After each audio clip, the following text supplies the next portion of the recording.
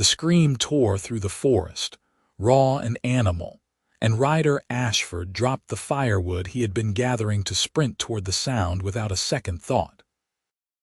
Years as a soldier had trained him to react to cries of distress, even here on the frontier where he had come seeking peace after too many battles.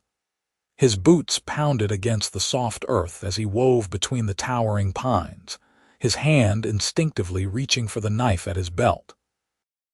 When he burst through a thicket of brambles into a small clearing, he froze at the sight before him.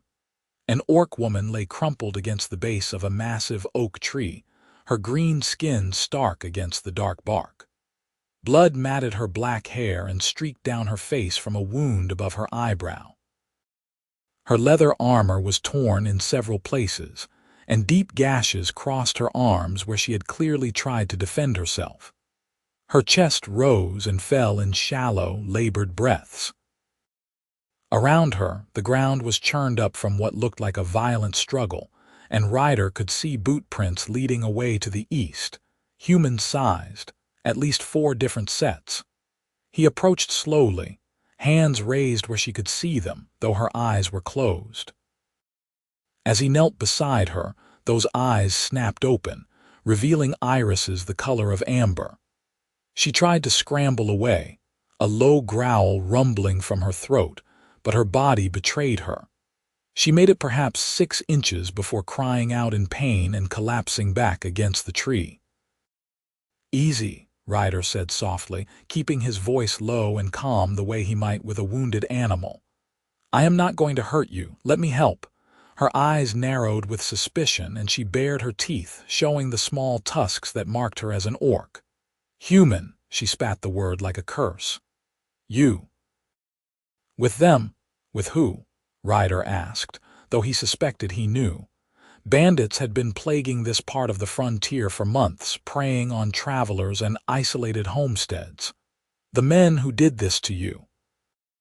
She said nothing, just watched him with those fierce amber eyes, her hand moving to a knife at her belt.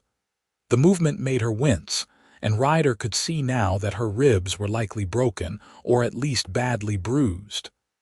"I live alone about a 1/4 mile from here," he said, not moving closer. "I heard you scream. I was a field medic during the border wars. I can help you if you will let me." "Why?" The question came out harsh, confused. "I am orc." "I can see that," Ryder said gently. "And you are also hurt and alone in my woods. Those men could come back." She studied him for a long moment, and he could see the calculation happening behind her eyes. Finally, she gave a small nod, though her hand did not leave her knife. "You try anything, I kill you." "Fair enough," Ryder said, and meant it. He moved closer carefully, pulling his pack around. He had water and some clean cloth that would have to do for now.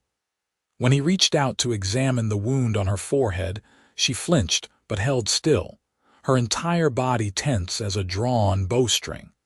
The cut was deep but clean, probably from a blade. It had bled profusely as head wounds did, and dried blood covered half her face in a dark mask. Ryder dampened his cloth and began to carefully clean around the wound, wiping away the blood with gentle strokes.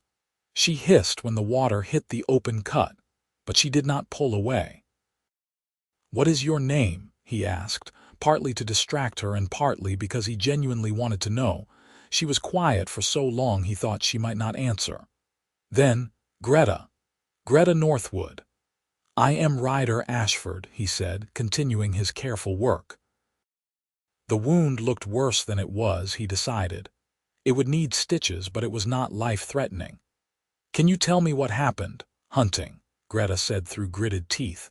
"Got 3 rabbits, was heading home when they jumped me. 4 humans. Wanted my catch, my weapons, my." She paused, her jaw tightening. Wanted other things. Ryder felt cold anger settle in his gut. He had seen too much of that kind of violence during the war. "But you fought them off." "Killed one," she said with grim satisfaction. "Hurt another bad, but they got me good too." She gestured vaguely at her ribs. "Ran when they heard someone coming. Cowards. Brave of you to fight 4 men, Ryder said, and he meant it. He finished cleaning the wound on her forehead and sat back on his heels. This needs stitches. I have supplies at my cabin, but I do not think you can walk that far. Can I? May I carry you? Her eyes flashed with something that might have been humiliation or anger, he could not tell which. I can walk. She tried to prove it by pushing herself upright, but the moment she put weight on her left leg, it buckled beneath her. Ryder caught her before she fell, feeling how solid and muscular she was under his hands, how she was nearly as tall as he was. She growled in frustration, and he could see tears of pain gathering at the corners of her eyes, though she blinked them away fiercely. "Let me help you," he said quietly. "Please, you are safe now." Something in those words made her go still. She looked at him, really looked at him, and whatever she saw there must have satisfied her because she gave a jerky nod.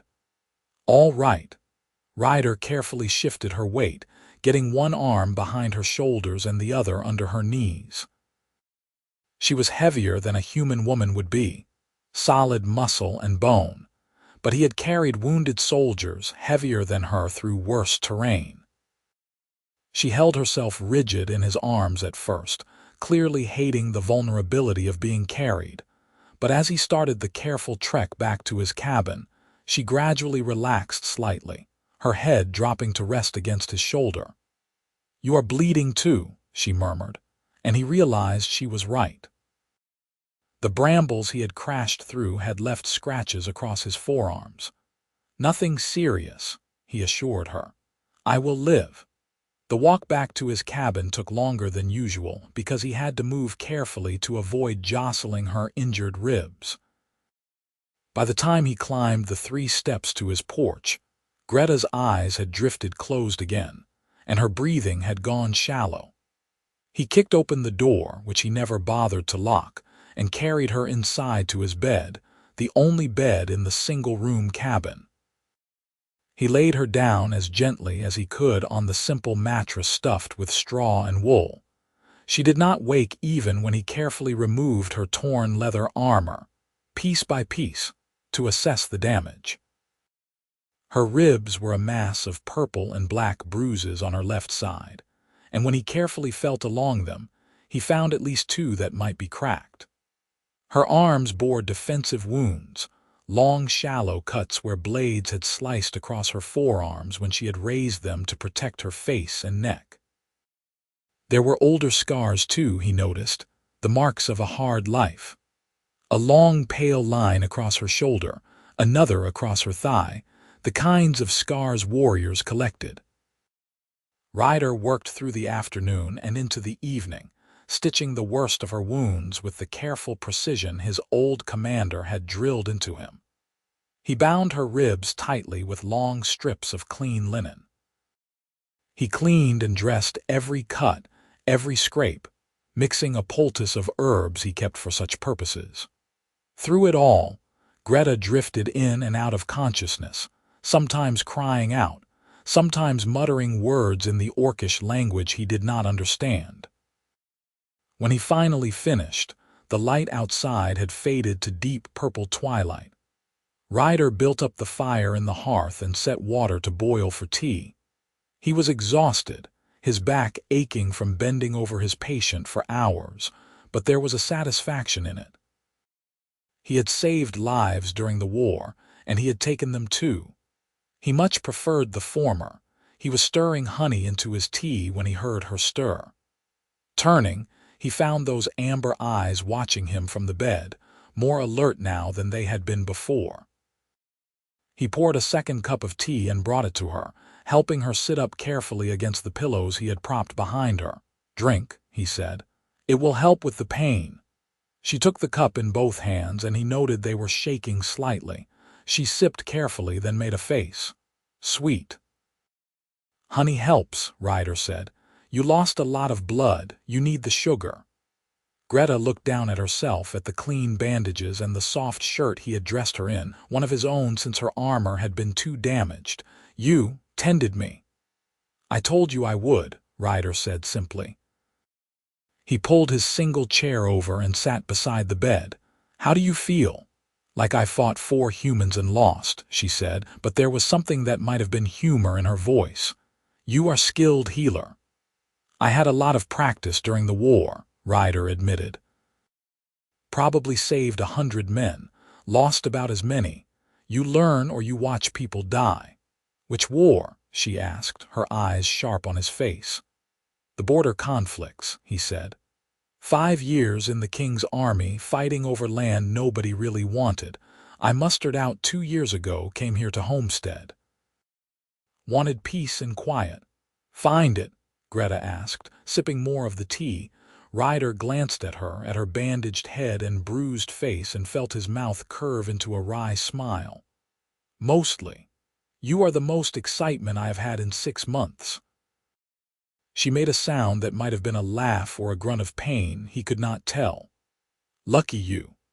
They sat in comfortable silence for a while, the only sounds the crackling of the fire and the evening songs of birds outside. Finally, Greta said quietly, "Thank you for helping me." Most humans would have. She trailed off, but they both knew what most humans would have done, left her, or worse. "I am not most humans," Ryder said simply.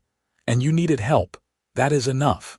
Something flickered across her face, some emotion he could not quite read. "You should not have brought me here," she said. "If your people knew you sheltered an orc." "My people are back in the settlements," Ryder said. "Out here it is just me. And now you, until you are well enough to travel. Could be weeks," Greta warned. "Then it is weeks," Ryder said with a shrug. "I have supplies enough for 2, and winter is still months away. You can have the bed. I will make a pallet by the fire." "Your bed," Greta protested weakly. "I cannot." "You can and you will," Ryder said firmly. "You are injured.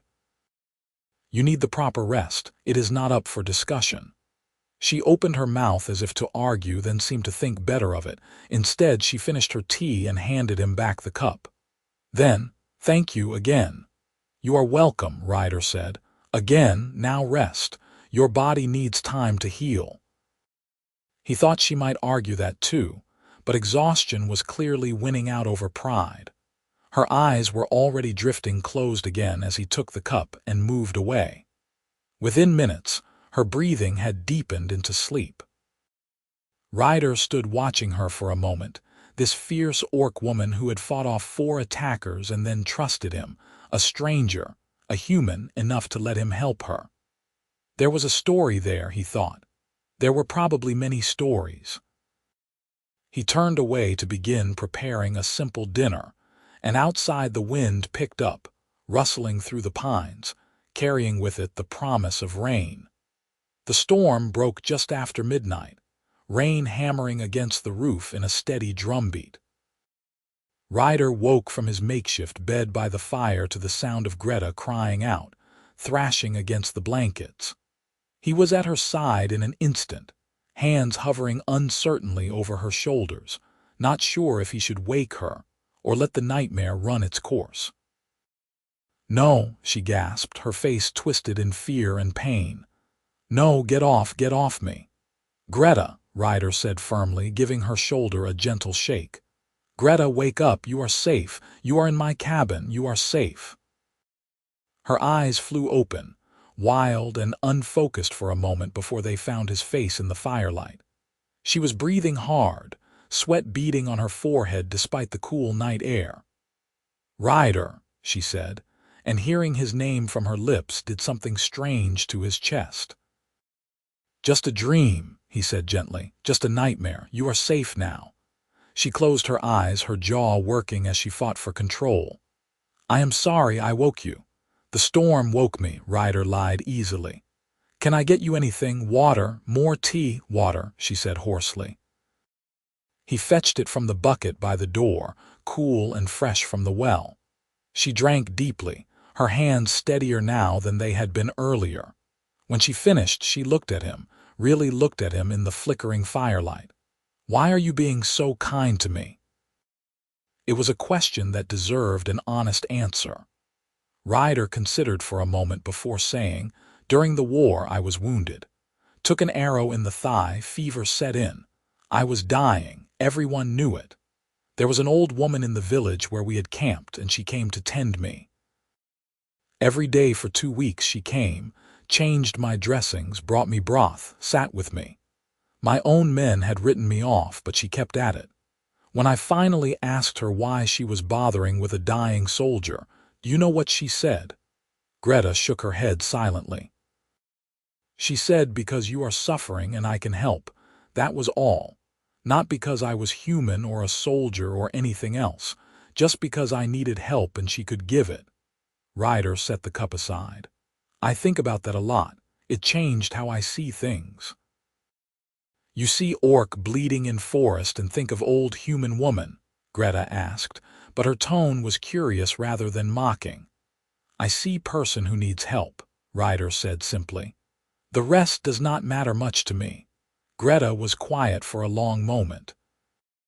Then she said, You are strange human, Ryder Ashford. I will take that as a compliment, he said, and was rewarded with the faintest hint of a smile tugging at the corner of her mouth. Go back to sleep, she said, settling back against the pillows with a wince. I will try not to wake you again. Wake me if you need to, Ryder said. That is what I am here for. He returned to his pallet by the fire, but he found sleep elusive. He lay awake listening to the rain and Greta's breathing and wondered what he had gotten himself into. He had meant what he said about helping people who needed it, but he was not fool enough to think there would not be complications. If anyone from the settlements found out he was sheltering an orc, even an injured one, there would be trouble. But the alternative, leaving her to die in the forest or turning her out before she was healed, was unthinkable. He would deal with the consequences when they came. For now, he would focus on getting her well. The days fell into a rhythm. Ryder would wake with the dawn, stoke the fire, and prepare breakfast. He would help Greta eat, though she grew more independent each day, fighting against her own weakness with visible frustration. He would change her bandages, check her wounds for signs of infection, and dose her with willow bark tea for the pain. Then he would go about his daily work, tending his small garden, checking his snares, gathering firewood, always staying within earshot in case she needed him. In the evenings they would talk. At first the conversations were stilted, careful, two people from different worlds trying to find common ground. But gradually, as Greta healed and grew stronger, the words came easier. She told him about her clan, about how she had been cast out 3 years ago for refusing an arranged marriage to a warrior she despised. She had been living alone in the deep forest ever since, surviving on her hunting skills and her wits. You miss them? Ryder asked one evening as they shared a dinner of rabbit stew. Your clan? Greta was quiet for a moment, staring into the fire. Sometimes, she admitted. I miss my mother, my little brother, but I do not miss the rules, the expectations. My father wanted me to marry Crag because it would strengthen his position with another clan. He did not care that Crag was cruel, that he had beaten his first wife until she. Greta stopped, her jaw tightening. I refused. Father said I brought shame on family, told me to leave and not come back. That must have been hard, Ryder said quietly. It was survival, Greta said with a shrug, though he could see the old pain in her eyes. Alone is better than with someone who hurts you. Alone is safer, Ryder agreed, but lonely. You speak from experience, Greta observed, her sharp eyes on his face. I do, Ryder admitted. I had someone once before the war. Her name was Sarah. We were going to be married when I came back. He paused, remembering. But I came back different. I had seen things, done things. She could not understand, and I could not explain. Eventually, she married someone else. A merchant who had never left the settlement. Someone who did not wake up screaming in the night. Her loss, Greta said firmly, and the conviction in her voice made him smile. Maybe, he said. Or maybe we just were not meant to be.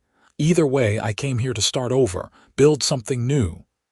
And you have, Greta said, gesturing around the cabin. You have home, land, peace. That is more than many have. What about you? Ryder asked. What do you want? Greta considered the question seriously. Same as you, I think. Home, peace, place where I can be myself and not have to fight all the time.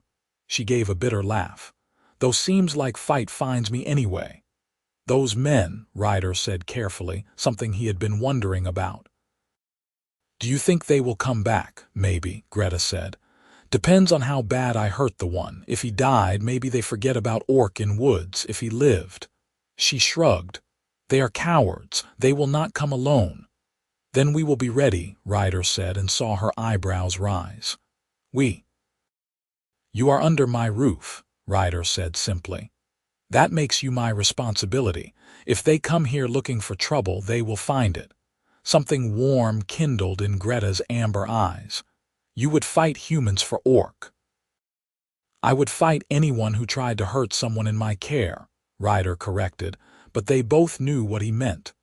Greta reached across the small table and placed her hand over his, a brief touch that sent unexpected heat racing up his arm. Thank you, she said quietly, for everything. I know what you risk by helping me. You are worth the risk, Ryder said, and meant it.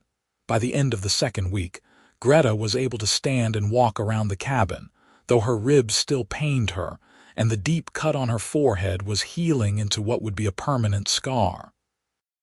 She was restless, frustrated by her continued weakness, and Ryder could tell she was eager to leave, to return to her solitary life in the forest. The realization that he did not want her to go came as a surprise. He had grown used to her presence, to the sound of her voice, to the way she challenged him in their conversations. The cabin felt less lonely with her in it, and the thought of returning to his solitary existence held less appeal than it once had. He was falling for her, he realized with some alarm. For an Orc woman, a member of a species most humans considered monsters or savages. It was foolish and dangerous and probably doomed, but his heart seemed not to care about such practical considerations. He was chopping wood one afternoon, working out his confused feelings with the axe when Greta emerged from the cabin. She had been inside all day, and the fresh air seemed to revive her. She came to stand near him, watching him work with those keen amber eyes. You are troubled, she observed after a moment. Just thinking, Ryder said, splitting another log with more force than necessary. He could not tell her the truth, not yet, maybe not ever. Instead, he said, about those men, about whether they will come back. It was not entirely a lie. The thought had been nagging at him for days. The bandits were still out there, and they knew approximately where Greta had been when they attacked her. If they were vengeful or stupid enough, they might come looking. I have been thinking about that too, Greta admitted. I should leave soon, before I bring trouble to your door. You are not healed yet, Ryder protested, setting down the axe.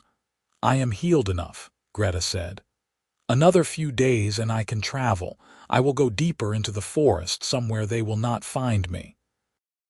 Or you could stay, Ryder said before he could stop himself. Greta stared at him. Stay here, Ryder said, the words tumbling out now that he had started. You said you wanted a home, a place to be at peace. You could have that here. I have more land than I can work alone. I could use the help, and you would be safe here, with me. Ryder, Greta said, and there was something achingly sad in her voice. You know that is not possible. Human and Orc living together. Your people would never allow it. They would drive me out or kill me. Probably hurt you too for harboring me. My people are miles away, Ryder argued. They have no say in what happens on my land, and I do not care what they think anyway. You should care, Greta said. You have built life here. I will not let you throw it away for what? Ryder challenged, stepping closer to her. For you. Greta, You are not some burden I am shouldering out of obligation. I want you to stay because He paused, searching for the right words. Because I care about you, because I am happier with you here than I have been since I came to this place. Because I think you feel the same way. Greta's eyes were wide, her expression unreadable. You do not know what you are saying. You are human. I am orc. We are not meant to. Why not? Ryder demanded. Who decides what we are meant to do? Some old prejudices, some ancient hatreds. I fought in a war that was supposed to be about honor and duty, but all I saw was suffering and death. I am done letting other people tell me who I should care about and why. Ryder, Greta said again, and this time her voice broke slightly.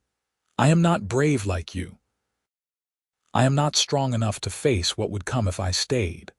The hatred, the fear, you are the bravest person I know, Ryder said fiercely. You survived being cast out by your family. You lived alone in the wilderness for 3 years. You fought off 4 attackers and nearly won. Do not tell me you are not brave enough. Greta looked away, her jaw working. You do not understand. Orc who lies with human is traitor to her people, and human who lies with orc is seen as deviant as, I do not care, Ryder said flatly. Let them call me whatever they want. It changes nothing about how I feel. And how do you feel? Greta asked, her voice barely above a whisper, her eyes coming back to meet his. I think you know, Ryder said, but if you need me to say it, I will. I am in love with you, Greta. I do not know when it happened exactly. Maybe when you first opened your eyes and called me human like it was a challenge. Or maybe when you tried to walk on that injured leg just to prove you could. Or maybe it was somewhere in between. But it happened, and I cannot take it back, and I do not want to. For a long moment, Greta just stared at him, her eyes searching his face for any sign of deception or doubt. Whatever she found there must have satisfied her, because suddenly she was kissing him, her hands coming up to grip his shoulders, her lips fierce and demanding against his.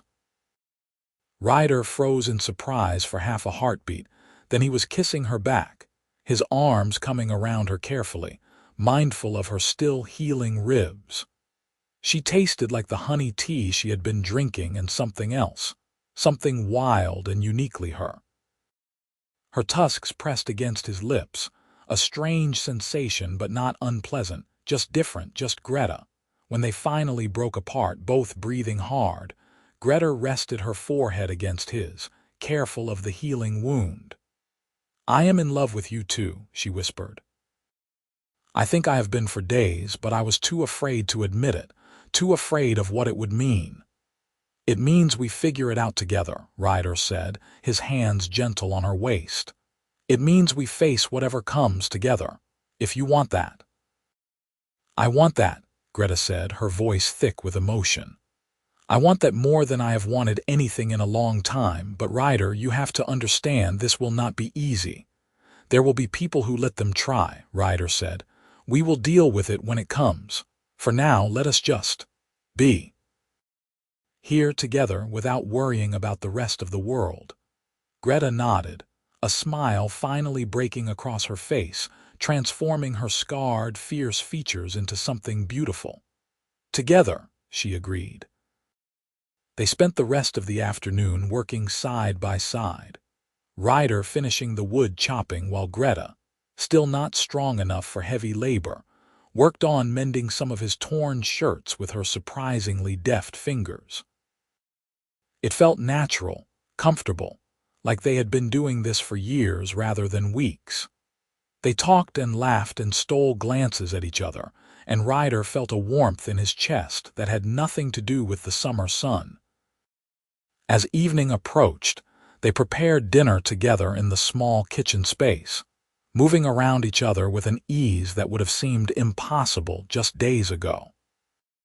Greta's cooking was different from his own, incorporating herbs and techniques from her orcish background, and the result was the best meal Ryder had eaten since coming to the frontier. That night, as they settled down to sleep, Greta did not immediately retreat to the bed. Instead, she hesitated, looking at Ryder's pallet by the fire. "I do not suppose," she said slowly, "that we could both fit in the bed." Ryder felt his heart skip. "We could try," he said, trying to keep his voice casual, "if you are comfortable with that." "I am," Greta said firmly. "I am tired of sleeping alone." They arranged themselves carefully on the narrow mattress, Greta's back against Ryder's chest, his arm draped carefully over her waist to avoid her ribs. She fit against him perfectly, her solid warmth driving away the slight chill of the night air. Ryder pressed a gentle kiss to her shoulder and felt her sigh contentedly. "This is nice," she murmured, already half asleep. "It is," Ryder agreed, and for the first time since the war ended, he felt truly at peace. The peace lasted exactly 3 more days. Ryder was checking his snares in the woods north of the cabin when he heard horses approaching. 3 of them, moving through the forest with the carelessness of men who either did not expect resistance or did not care. He moved quickly and quietly back toward the cabin, his soldier's instincts screaming warnings. Greta must have heard them too, because she emerged from the cabin just as Ryder broke through the tree line. She had found her weapons, the ones she had been carrying when she was attacked, which Ryder had retrieved and cleaned. Her bow was strung and ready, a quiver of arrows at her hip, her hunting knife at her belt. "Get inside," Ryder said quietly. "Let me handle this." "No," Greta said flatly. "If it is them, if it is the men who attacked me, I have right to face them." Ryder wanted to argue, but he could see the determination in her eyes. Instead, he nodded and drew his own bow, the war bow he had brought from his army days. They took up positions on either side of the cabin door, waiting. The riders appeared a moment later, 3 men on horseback, rough-looking and hard-eyed. Ryder recognized the type immediately, the kind of men who preyed on the weak and the isolated. The leader, a big man with a scar running down his cheek, pulled up short when he saw them waiting. "Well," he said, his voice carrying a mix of surprise and amusement. "Look what we have here. The orc bitch survived after all, and she found herself a pet human." "This is private property," Ryder said, his voice hard and level. "You are not welcome here. Leave now." "Private property," the scarred man repeated, looking at his companions with mock wonder. "You hear that, boys? We are on private property. Better apologize to the nice man." His expression turned ugly. "We are not going anywhere until we get what we are owed. That orc killed Danny. Beat Thomas so bad he may never walk right again. There is a debt that needs paying." "Your friend attacked me," Greta snarled. 4 against 1, and you wanted more than just my rabbits." "You got what you deserved." "We will get what we are owed one way or another," the leader said. He looked at Ryder. "You step aside, friend. This is not your fight. We will take the orc and leave you in peace." "The only way you are taking her is through me," Ryder said, and he drew his bow, the string creaking as he pulled it to full draw. "And I was an archer in the king's army. I can put an arrow through your eye from here before you can blink. Your friends might get me after, but you will be dead. So I suggest you think very carefully about your next move." The 3 men exchanged glances, clearly not having expected armed resistance. The leader's hand drifted toward his sword, but he did not draw it. "There are 3 of us," he said, but there was less confidence in his voice now. "And 2 of us," Ryder said.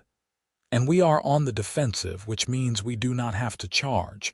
We just have to wait for you to make a mistake. How many of you want to die today finding out if you can reach us before we drop you?" It was a bluff, but a good one. Ryder had fought in enough skirmishes to know that most men, when faced with near certain death, would back down. These were bandits, not soldiers. They were used to easy targets, not skilled archers willing to kill to defend their home. The silence stretched out, tense and fragile. Then Greta spoke, her voice cold as winter steel. Leave now and I will let you live. Stay and I will finish what I started in the woods. I killed one of yours. I can kill 3 more. There was such conviction in her voice, such absolute certainty, that the leader actually flinched. He looked at Ryder, then at Greta, calculating odds and finding them not to his liking. Finally, he spat into the dirt and jerked his horse's head around. "This is not over," he said. "We will be back with more men. You cannot watch your back forever." "Try it," Ryder said, "but know this. Any man who comes onto my land looking for trouble will not leave it alive. I fought in the border wars. Killing does not bother me anymore. I will bury you all in my garden and plant potatoes over your graves." The 3 men rode off, kicking their horses into a gallop once they were safely out of arrow range. Ryder held his position until they were completely out of sight, then finally lowered his bow, his arms trembling slightly from the released tension. Greta lowered her bow as well, then surprised him by laughing, a short, sharp sound. "Plant potatoes over their graves. It worked, did it not?" Ryder said, managing a shaky smile. "Besides, my potato crop could use the fertilizer." Greta laughed again, but her eyes were serious when she looked at him. "They will come back, with more men, like he said." "I know," Ryder admitted. "We need to be ready, or I could leave," Greta said quietly. "Go deep into the forest where they cannot find me. Then you would be safe." "We have been over this," Ryder said firmly. "I am not letting you go. We face this together, remember." "Together," Greta echoed, but he could see the worry in her eyes. They spent the rest of the day preparing. Ryder dug out his old army gear, the things he had packed away hoping never to need again. His sword, well-oiled and sharp. His mail shirt, heavy but effective. Extra arrows, dozens of them, enough for a sustained fight. He and Greta fortified the cabin as best they could, piling firewood against the walls to act as makeshift barriers, boarding up the windows except for narrow slits they could shoot through. "You have done this before," Greta observed as she helped him move a heavy log into position. "More times than I care to remember," Ryder admitted. "We held a farmhouse for 3 days once, 20 of us against maybe 60 of the enemy. Lost half our men, but we held until reinforcements arrived." He paused in his work. "I am not planning to let it come to that here. If they do come back, it will be with 5, maybe 6 men at most. We can handle that." "You have a lot of faith in me," Greta said. "I have faith in us," Ryder corrected. That night they took turns keeping watch, though both of them found sleep elusive. Ryder found himself thinking about the life he had imagined when he came to the frontier, the quiet, peaceful existence he had hoped to build. This was not it, obviously. This was complicated and dangerous and probably foolish. But looking at Greta sleeping beside him during his watch, her face peaceful in the firelight despite the danger they faced, he found he did not regret any of it. He had spent so long running from connection, from intimacy, afraid that he would hurt someone with his damaged soul, his war-torn memories. But Greta understood. She had her own scars, her own demons. They fit together in their brokenness, and somehow that made them stronger. When dawn broke clear and bright, there was no sign of the bandits. Nor the next day or the day after. A week passed, then 2, and the tension began to ease. Ryder started to hope that maybe his threat had worked, that the men had decided an orc and a soldier were more trouble than they were worth. He should have known better. It was always quiet before the storm. They came on a cloudy afternoon 3 weeks after the confrontation, and they came in force. Ryder counted 7 horses through the gun slits they had carved in the shutters, which meant at least 7 men, maybe more. The scarred leader was there, and with him was a big man in decent armor who had the look of a mercenary or maybe a former soldier. "Come out peacefully," the big man called. "We have no quarrel with you, homesteader. It is the orc we want. Turn her over and we will leave you be." Ryder looked at Greta, who had gone pale but stood firm, her bow in her hands. "We do this together?" he asked quietly. "Together," she confirmed. Ryder turned back to the slit. "The orc stays with me. She is under my protection. Leave my land or face the consequences." "We outnumber you 7-2, the big man called back. "There is no way you win this fight. Be reasonable." "I am being reasonable," Ryder shouted back. "You are on my land, threatening my household. That makes you invaders. I am within my rights to defend my property with lethal force. So I will say this one more time. Leave. Now." The big man turned to confer with his companions. Ryder could not hear what they were saying, but he could see them gesturing, arguing. Finally, they seemed to reach a decision. The big man turned back. "So be it. We gave you a chance." "Fire on my signal," Ryder said quietly to Greta. "Aim for the horses first. Dismounted men are slower, easier targets." Greta nodded, her face set in grim determination. They both drew their bows, waiting. The attackers fanned out, trying to surround the cabin. Ryder had expected that. He let them think they were succeeding, let them get comfortable in their positions. Then, just as one of them started to move toward the door, he gave the signal. Now. 2 arrows flew simultaneously, and 2 horses screamed and went down, throwing their riders. Ryder was already knocking another arrow, loosing it at a man trying to circle around the back. It took him in the shoulder and he went down hard, not dead but out of the fight. The bandits scattered, diving for cover behind trees and rocks. Someone fired back, an arrow punching through the shutter near Ryder's head and embedding itself in the far wall. The fight had begun in earnest. For the next 20 minutes it was chaos. Arrows flew back and forth. Men shouted. Someone tried to force the door and Greta put an arrow through his thigh, sending him screaming back to cover. Ryder dropped another man who got too close, his arrow finding the gap in the man's leather armor. But there were too many of them, and they were too determined. One of them got to the back of the cabin with a torch, and suddenly smoke was billowing up from the rear wall. They were trying to burn them out. "We need to go," Ryder said, coughing as smoke began to fill the cabin. "Out the front fighting. It is our only chance." Greta met his eyes, and he saw no fear there, only determination. "I am with you," she said. They burst out of the front door together, bows abandoned in favor of sword and knife. Ryder's blade found the first man before he could react, cutting him down with the brutal efficiency of a trained soldier. Greta was a whirlwind beside him, her knife flashing as she engaged 2 men at once. She was injured still, not at full strength, but she fought like a cornered wolf, all fury and desperation. The big mercenary came at Ryder with a massive 2-handed sword, and it took everything Ryder had learned in 5 years of war just to survive the first exchange. The man was skilled, far more skilled than the bandits, and his armor turned aside Ryder's initial strikes. They traded blows, circling each other while chaos raged around them. Out of the corner of his eye, Ryder saw Greta go down, a bandit's sword cutting across her arm.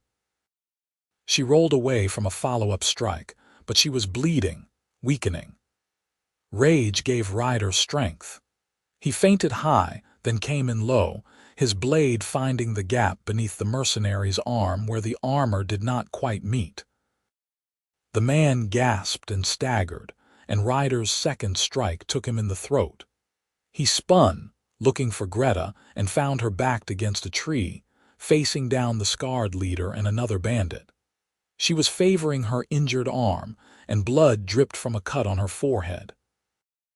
Ryder charged, slamming into the second bandit like a battering ram and bearing him to the ground. They grappled in the dirt, and Ryder felt the man's knife scrape against his mail shirt before his own blade found the man's ribs.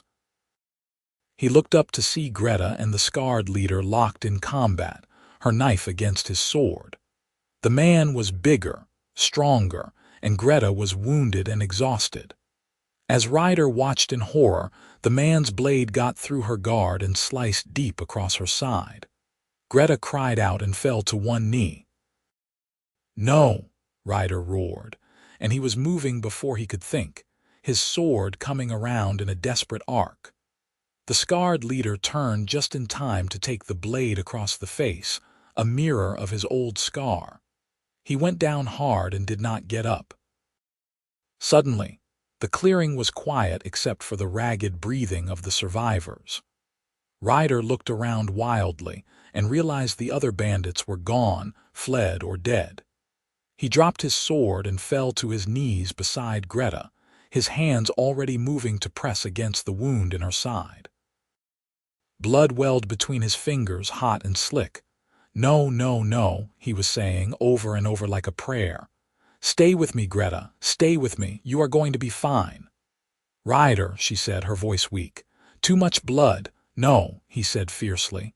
"I am a healer, remember. I saved you once. I can do it again. You just have to hold on." He half carried, half dragged her away from the burning cabin to a clear spot near the well.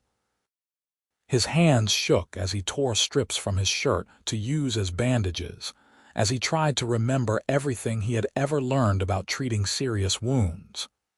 The cut was deep, probably into the muscle, but he did not think it had hit anything vital. If he could stop the bleeding, if he could keep infection away, she might survive. He worked for hours, long after the cabin had burned down to smoking ruins, long after the sun had set and the moon had risen. He stitched and bandaged and prayed to gods he was not sure he believed in. Greta drifted in and out of consciousness, sometimes crying out in pain, sometimes whispering his name like a talisman. "You cannot leave me," he told her as he worked, his vision blurring with tears he would not let fall. "You promised we would face this together. You do not get to break that promise now." "Sorry," she murmured. "So sorry." "You have nothing to be sorry for," Ryder said. "You fought like a demon. You saved my life at least twice. You just need to hold on a little longer." By the time dawn broke, Ryder was exhausted and Greta's breathing had gone shallow and rapid. He had done everything he could, used every bit of knowledge and skill he possessed, but he did not know if it would be enough. He sat beside her, holding her hand, watching her chest rise and fall, willing her to keep breathing. "Please," he whispered. "Please do not leave me. I love you. I need you. Please." The sun rose higher and Greta's breathing did not change. Ryder stayed beside her, not eating, barely drinking, just watching and waiting and hoping. The bandits were gone or dead, scattered to the winds. The cabin was destroyed, 3 years of work reduced to ash and charred timber. But none of that mattered. All that mattered was the woman beside him, fighting for every breath. Sometime in the late afternoon, her eyes opened. "Ryder," she croaked. "I am here," he said, fresh tears spilling down his cheeks. "I am right here." "Still alive," she observed, managing the faintest hint of a smile. "Still alive," he confirmed, laughing through his tears.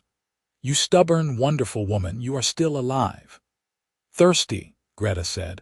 Ryder brought her water, helped her drink in small sips. Her color was still terrible, her skin ashen beneath the green, but her eyes were clear and focused. She was not out of danger yet, not by a long shot, but she was conscious and coherent, and that was more than he had dared hope for. "The cabin?" she asked. "Gone," Ryder said. "Burned to the ground, but we are alive, and that is what matters. We can rebuild." "You're home," Greta said, grief in her voice. "Because of me.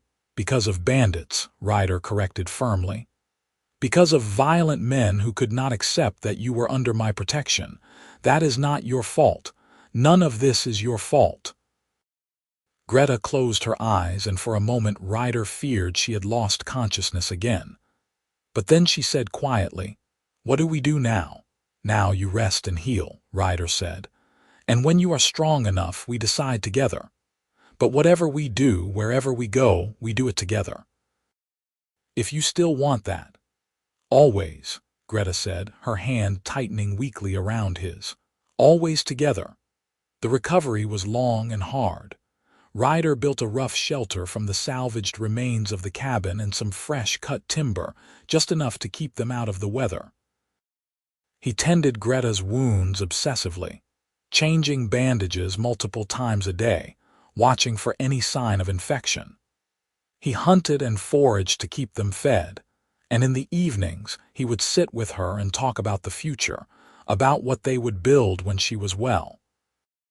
"A bigger cabin," he said one night as they lay together under the stars, the shelter too hot in the summer warmth. "With 2 rooms, maybe 3 if we are ambitious, and a real garden, not just the scraggly thing I had before. You can teach me about the herbs your people use. We will combine our knowledge." "A workshop," Greta added, her voice growing stronger each day. "I am good with leather, with making things I could sell in the settlements, bring in money." "Would you go to the settlements?" Ryder asked carefully. "After everything?" "For us, I would," Greta said. "If we are going to make this work, we cannot hide forever. We face the world together, remember?" Ryder pressed a kiss to her temple, careful of her healing wounds. "Together," he agreed. As the weeks passed and Greta grew stronger, they began the work of rebuilding in earnest. Ryder felled trees and hewed logs while Greta, still not strong enough for heavy labor, worked on the design and planning. They argued good-naturedly about where things should go, how big the rooms should be, whether they needed a root cellar first or a proper hearth. The work was hard and slow, but there was joy in it. They were building something together, a home that belonged to both of them. At night, exhausted and sore, they would curl up together in their rough shelter and talk until sleep claimed them. They shared stories of their pasts, their hopes and fears for the future. They laughed and argued and kissed under the stars, and Ryder felt happier than he had in years. One evening, as they sat by the fire eating dinner, Greta said quietly, "I want to go to my clan." Ryder looked up in surprise. "Your clan? The one that cast you out?"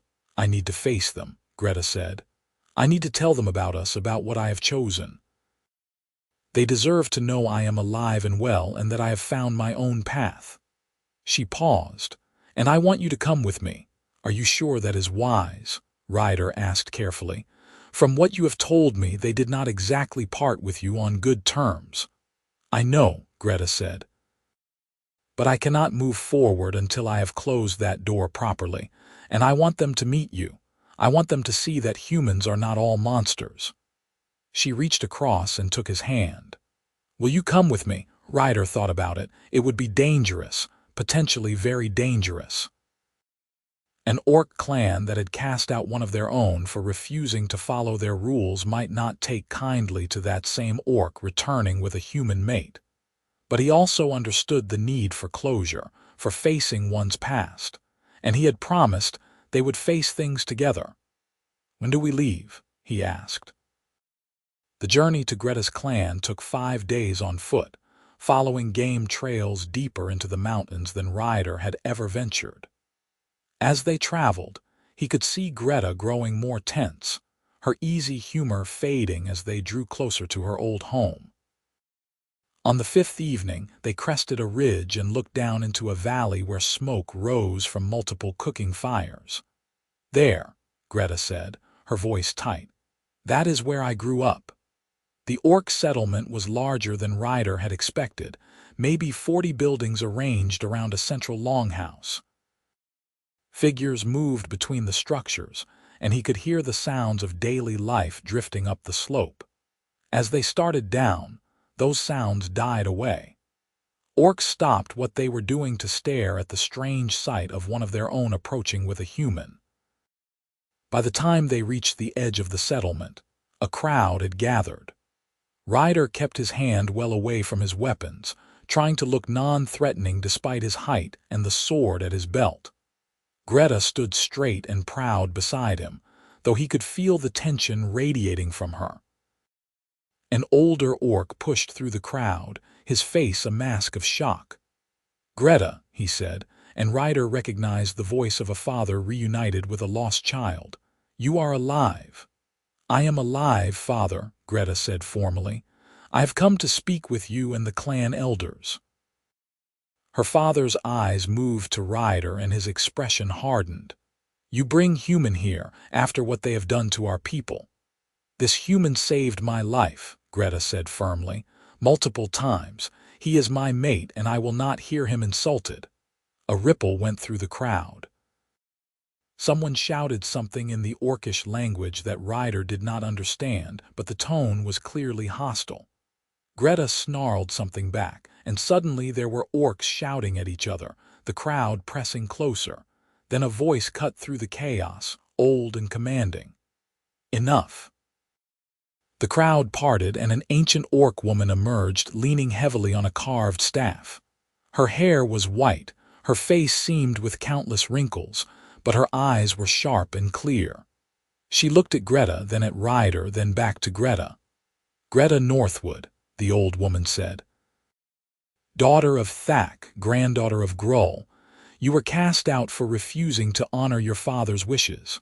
Why have you returned?" "I have returned to close the circle, elder," Greta said, bowing respectfully.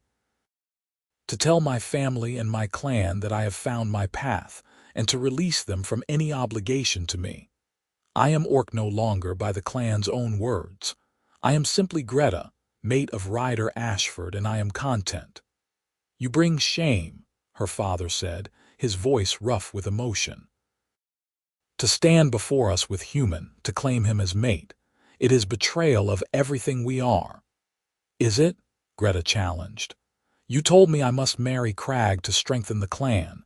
I refused because Crag was cruel and I deserved better. You cast me out for choosing my own happiness over your politics. Now I have found happiness, true happiness, and you call it betrayal." She shook her head. "The only betrayal was yours, father. You cared more about your position than your daughter. You know nothing of the burdens of leadership," her father growled. "Then I am glad I will never lead," Greta said. "I would rather lie free with the man I love than rule a people who cannot see past old hatreds." The elder woman raised her staff, calling for silence again.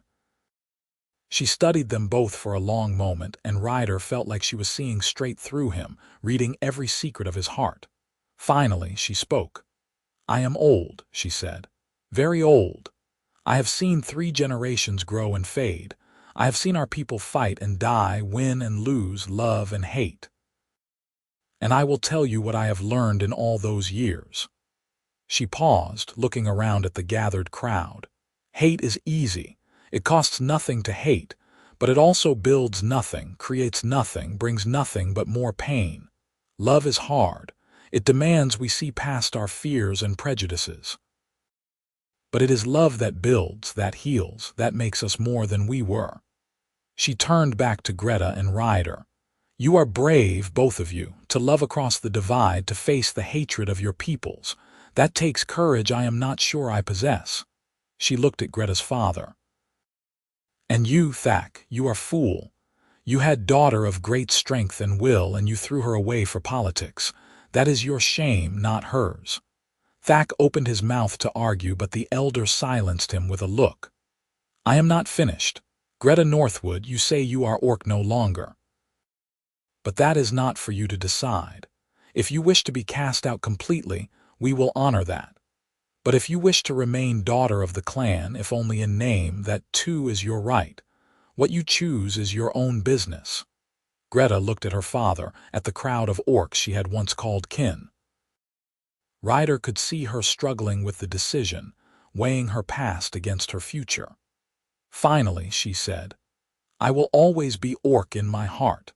I cannot change the blood in my veins or the way I was raised, but my future is with Ryder, in the world we are building together. If the clan wishes to acknowledge me as kin, I will not refuse that, but I will not return here to live. My home is with him now." The elder nodded as if she had expected that answer. "Then it is settled. Greta Northwood, you are daughter of this clan, but you walk your own path. Let any who have issue with that speak now or hold their peace forever." Silence greeted her words. Some of the orcs looked angry, others confused, a few even approving. Greta's father looked stricken, but he said nothing. After a long moment, a younger orc pushed through the crowd, and Greta's face lit up. "Tarn," she said, and suddenly she was embracing her younger brother, both of them speaking rapidly in Orcish. When they finally pulled apart, both had tears streaming down their faces. Tarn looked at Ryder with open curiosity rather than hostility. "You are the one who saved my sister," he said in heavily accented common tongue. "I am the one who loves your sister," Ryder corrected gently. "The saving was incidental." Tarn grinned, showing his tusks. "She would say same thing." "You are good match." They stayed in the settlement for 2 days, and Ryder found his preconceptions about orcs challenged at every turn. They were not the savage monsters human stories painted them as. They were people, complex and flawed, and fundamentally not so different from his own kind. They loved and laughed and mourned. They told stories and sang songs. They treated their young with tenderness and their elders with respect. Greta showed him where she had grown up, the small house she had shared with her family, the training grounds where she had learned to fight, the forest trails where she had hunted as a girl. She introduced him to her mother, a quiet woman who wept when she saw her daughter and embraced Ryder with surprising warmth once she understood he had kept Greta safe. On their last evening, her father approached them. He looked older than he had 2 days before, more worn. "Greta," he said gruffly, "I would speak with you and your mate." They followed him to a quiet spot away from the settlement where they could see the sunset painting the mountains gold and purple. For a long time, Thack said nothing, just stared out at the view. Finally, without looking at them, he said, "I was wrong." Greta went still beside Ryder. "Father, I was wrong," Thack repeated, his voice heavy. "I was so focused on what I thought was best for the clan, for our future, that I forgot about your future. You are my daughter. I should have protected you, not bartered you away like property."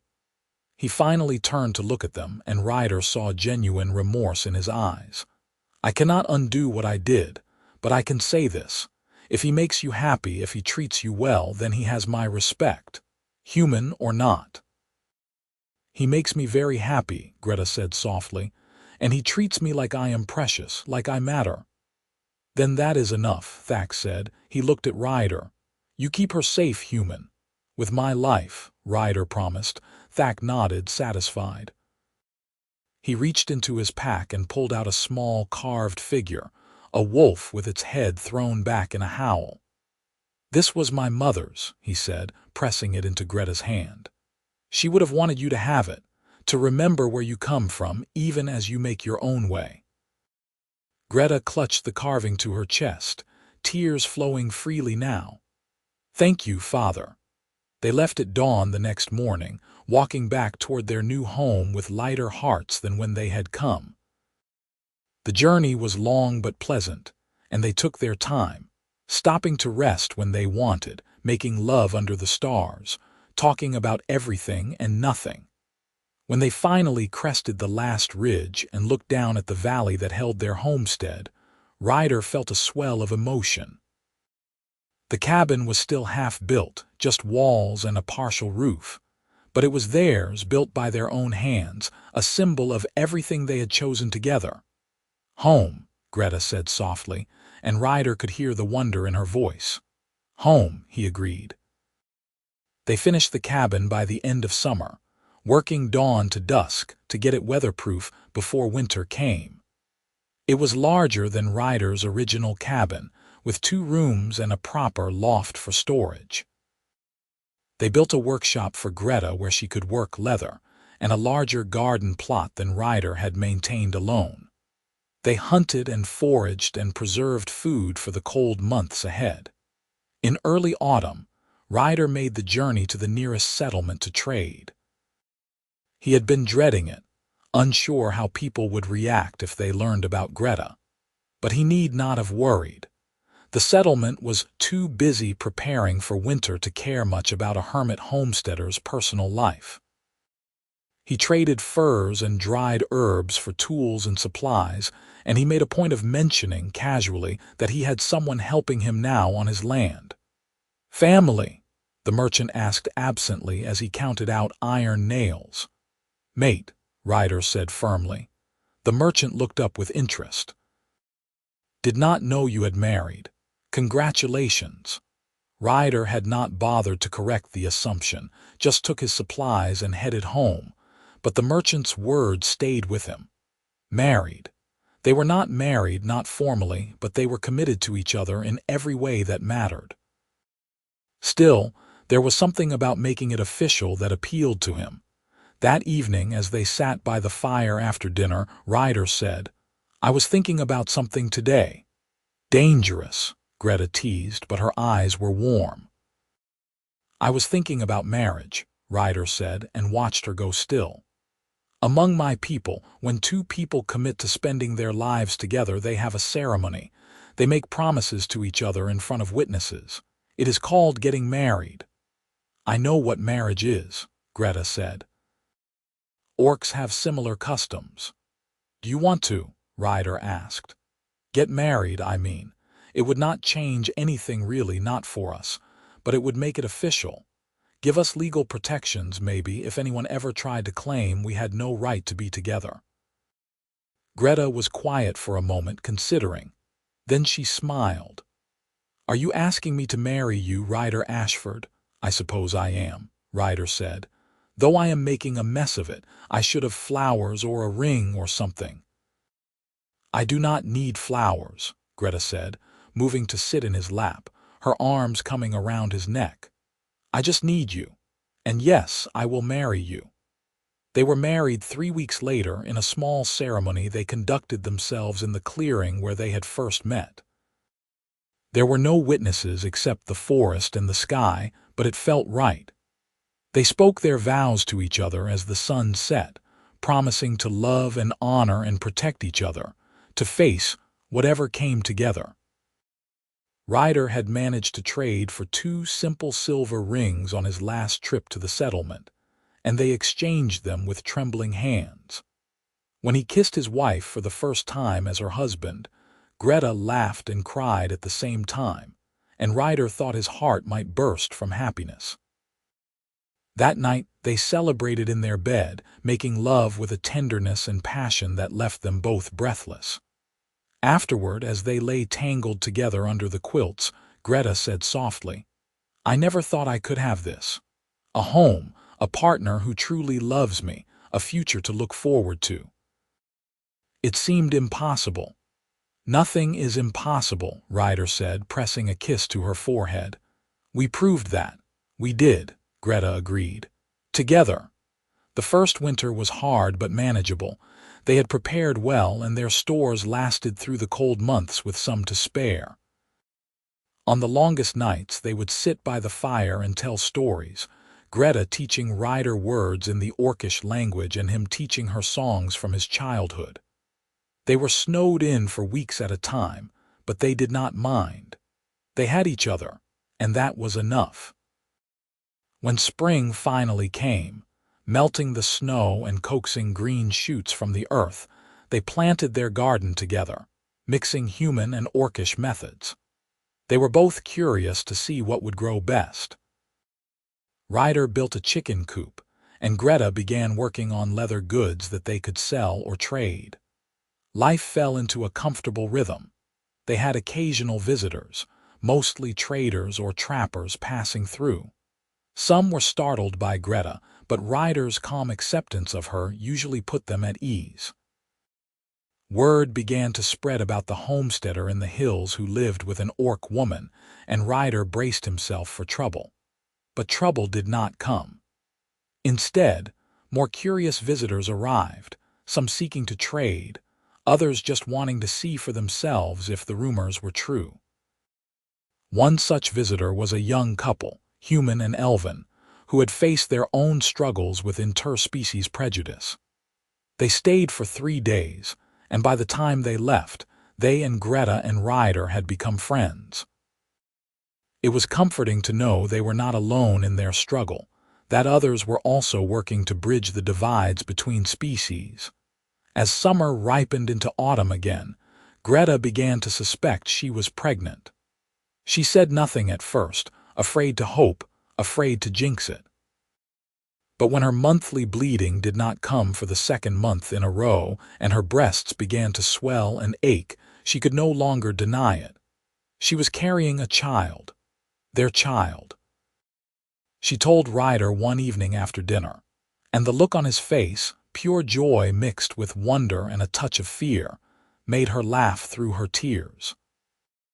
He gathered her into his arms carefully as if she were made of glass, and they stood there in their cabin, holding each other, contemplating the miracle and the terror of what was to come. "Are you scared?" Greta asked.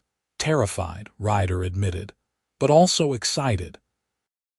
"We are going to have a baby, Greta, a little person who is part both of us." "Human and orc," Greta said.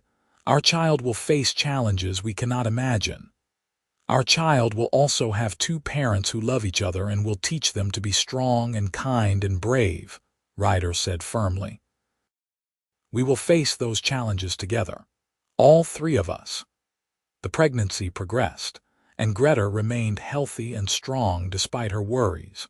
She continued working almost until the end, only slowing down in the final weeks when her belly was so large she could barely see her feet. Ryder fussed over her constantly, bringing her tea and cushions and anything else he thought she might need. She teased him for it, but she was secretly touched by his care. When her labor began one cold night in early spring, Ryder was ready. He had read everything he could find about childbirth, had talked to the few women who passed through about their experiences, had prepared clean linens and water, and everything the old texts said they would need. But nothing truly prepared him for the reality of it, for Greta's pain and his own helplessness in the face of it. "You are doing great," he kept saying, over and over, holding her hand and wiping her forehead with a cool cloth. "You are so strong. Our baby is almost here." "Easy for you to say," Greta panted between contractions. "You are not the one pushing a person out of your body." "I know," Ryder said. "I am sorry. I wish I could do this for you." "I would let you," Greta said, then gasped as another contraction hit. The labor lasted through the night and into the next day, long, agonizing hours during which Ryder prayed to every god he had ever heard of, to keep both his wife and his child safe. Just when he was beginning to fear something was wrong, when he was contemplating the long, dangerous journey to the nearest settlement for help, Greta gave one final tremendous push, and suddenly, there was a baby, slippery and red and screaming with impressive lungs. "A girl," Ryder said, his voice choked with tears. "Greta, we have a daughter." He cleaned the baby carefully, marveling at her tiny fingers and toes, the delicate pointed ears that marked her as part orc, the dusting of dark hair on her head. Her skin was a pale green, lighter than Greta's but definitely not human. She was perfect, absolutely perfect. He wrapped her in soft blankets and placed her in Greta's arms, and the look on his wife's face as she gazed down at their daughter made everything they had been through, every struggle and sacrifice, worth it. This was what they had been fighting for, this moment, this family, this love. "Hello, little one," Greta whispered, tears streaming down her face. "Welcome to the world." "What should we name her?" Ryder asked, sitting on the edge of the bed, one arm around Greta, the other hand gently touching their daughter's soft cheek. "I was thinking," Greta said slowly, "about your mother. You have told me about her, how kind she was, how she raised you alone after your father died." "What was her name?" Margaret, Ryder said, but everyone called her Meg. Meg, Greta repeated, testing the name. She looked down at their daughter. What do you think? Are you a Meg? The baby yawned hugely, showing tiny gums, and both parents laughed. I think that is a yes, Ryder said. Meg it is then, Greta agreed. Meg Ashford, Meg Northwood Ashford, Ryder corrected. She should carry both our names, both our legacies. Greta smiled up at him, exhausted but radiant. Meg Northwood Ashford, she said. Our daughter. The first months with Meg were simultaneously the most exhausting and most joyful of their lives. She was a good baby overall, but she still needed constant care and attention. Ryder and Greta took turns with the night feedings, with the endless diaper changes, with the rocking and singing and soothing. They were both perpetually tired, but they were also happier than either had ever imagined possible. As Meg grew, it became clear she had inherited traits from both parents. She had Greta's amber eyes and pointed ears, but Ryder's nose and chin. Her skin remained that pale green, a visible mark of her mixed heritage. She was strong for her age, reaching milestones early, sitting up and crawling and eventually walking months before the book said she should. She is going to be trouble, Greta said one evening, watching their 14-month-old daughter climb onto a chair with determined efficiency. Too smart and too stubborn, just like her parents. Good, Ryder said, catching Meg before she could topple off the chair. She will need to be strong to face the world, but she will also be loved, so much loved, and that will make her stronger still. They made the decision to take Meg to visit both her grandfather Thack and the settlement where Ryder usually traded. Both trips were nerve-wracking in their own ways, but both went better than expected. Thack wept openly when he saw his granddaughter, and the settlement, while initially surprised, quickly accepted Meg as just another child in need of smiles and attention. Over the next few years, word spread about the little family in the hills. Some people came out of curiosity, others out of hostility, but most came because they heard that Ryder and Greta were good neighbors who would help anyone who needed it. Slowly, without really trying, they became a landmark, a symbol of what was possible when people looked past old prejudices. Other mixed couples began to seek them out, looking for advice or just for community. Ryder and Greta welcomed them all, and gradually a small, unofficial settlement began to form nearby, a place where interspecies families could live without fear of persecution. It was not large, maybe a dozen families at most, but it was a start. Meg grew into a bright, energetic child who knew nothing of the old hatreds that had once divided her parents' peoples. She played with human and orc and elven children alike, learning languages and customs from all of them. She was her parents' pride and joy, and the living embodiment of everything they had fought for. One evening, when Meg was 5 years old and playing outside with the neighbor children, Ryder and Greta sat on their porch watching the sunset paint the sky in shades of orange and purple. Ryder's arm was around Greta's shoulders, her head resting against his chest, and they were both quiet, just enjoying the peace of the moment. "Do you ever regret it?" Greta asked softly. "Giving up your solitary life, taking on an orc mate, dealing with all the complications that came with it?" Ryder thought about it seriously, because Greta deserved a serious answer. He thought about the life he had planned when he first came to the frontier, the quiet, peaceful existence he had imagined. He thought about how different his actual life had turned out, how much more complicated and challenging, and sometimes dangerous it had been.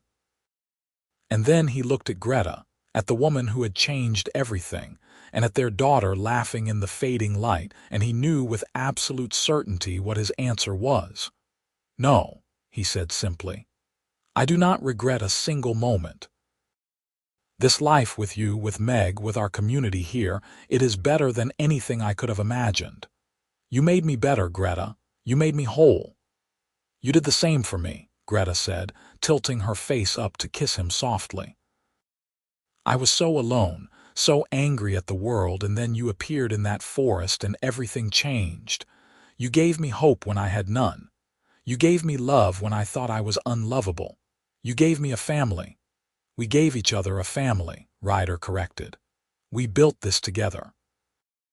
Together, Greta agreed, her favorite word, the word that had defined their entire relationship from the moment he had carried her broken body to his cabin and promised she was safe. They sat in comfortable silence as the stars began to emerge in the darkening sky. Meg came running up, breathless and dirty and demanding to be picked up. Ryder obliged, settling her between them, and they sat there as a family, complete and content. Their journey had been long and difficult, marked by violence and prejudice and pain. But it had also been marked by love and courage and hope, and in the end, the love had won.